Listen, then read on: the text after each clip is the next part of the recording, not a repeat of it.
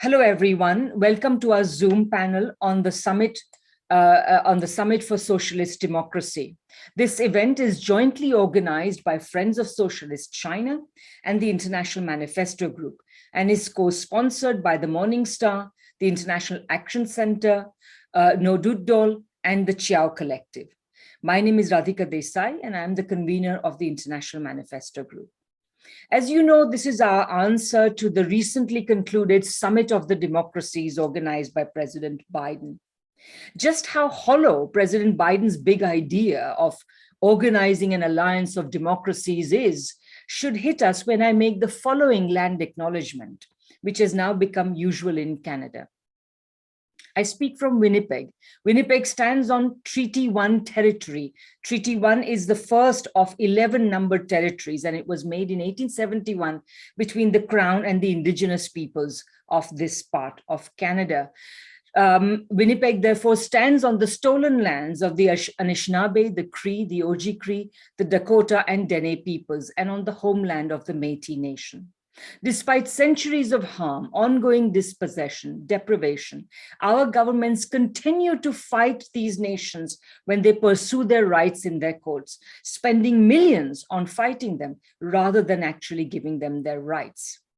This underlines the fact that the wealth of the core countries that President Biden calls democracies is built on imperialism and settler colonialism.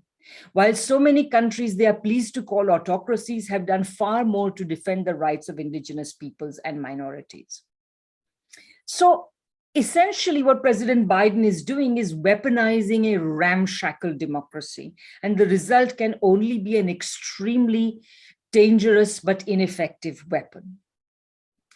The fact of the matter is Western democracies are clearly failing. Even President Biden had to draw attention to that.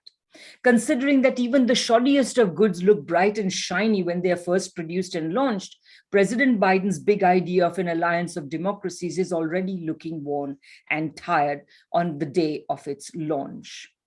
Even the normally congratulatory Western media has been calling it ill-conceived, misjudged, divisive, and they are wondering whether US democracy can take the weight President Biden is putting on it, whether it might backfire, whether it will provoke a counteroffensive, and above all, whether by referring to the global recession of democracy, President Biden is only worsening the situation. The simple fact is that Western democracies are in decline for one root reason. For the last 40 years and more, their neoliberal governments have been devoted to keeping in power an ever-narrowing elite of financiers and the owners of a few big corporations. No wonder the role of corruption, fraud, electoral manipulation by money, the media, and the social media are rife in Western democracies. And today, a wave of populism represents the spreading distrust of the established powers in Western democracies. However, even when first world democracies were supposedly at their peak, things were far from perfect. After all, Che Guevara said, we should not allow the word democracy to be utilized to represent the dictatorship of the exploiting classes. More systematically, Canadian Marxist philosopher Crawford McPherson exposed the same reality, the reality of class rule under the guise of democracy. All countries, he insisted, back in the 1970s, including communist countries and third world democracies, had rightful claim to be called democracies. And he pointed out that Western liberal capitalist democracies were only one sort of democracy. They were originally only liberal representative polities. They were not democracies. They were made into democracies only by the unrelenting struggles of working peoples, women, minorities of all sorts, and so on.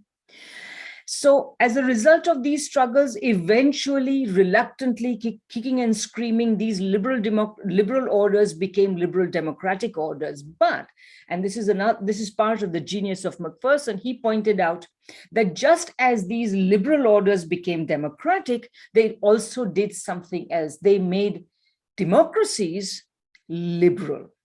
That is to say, they ringed democracy around with all sorts of constitutional and other limitations, preventing popular power of the people from infringing the rights and privileges of small elites to their property, to their power and their privilege.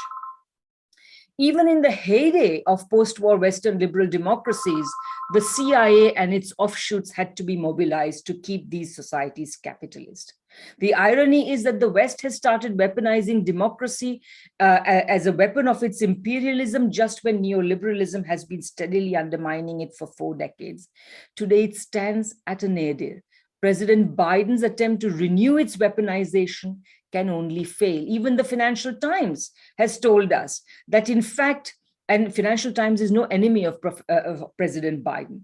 It has identified 3 flaws of Biden's strategy: that it is vulnerable to allegations of American hypocrisy, because it still supports strongmen, authoritarian and really dictatorial regimes all around the world, that it could be self-defeating, in the sense that rather than leading by example, the Americans are pleading the case for a democracy they themselves do not have. And thirdly, that it could push the autocracies closer together.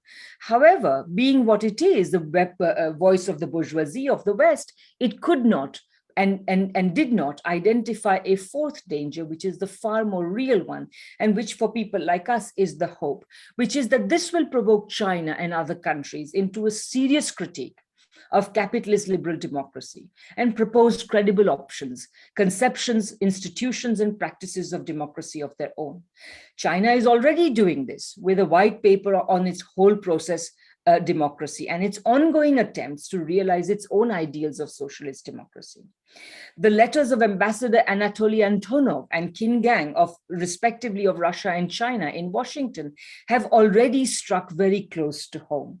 So, how is this contest being conducted? How is it faring? This is what our guests are here to tell us.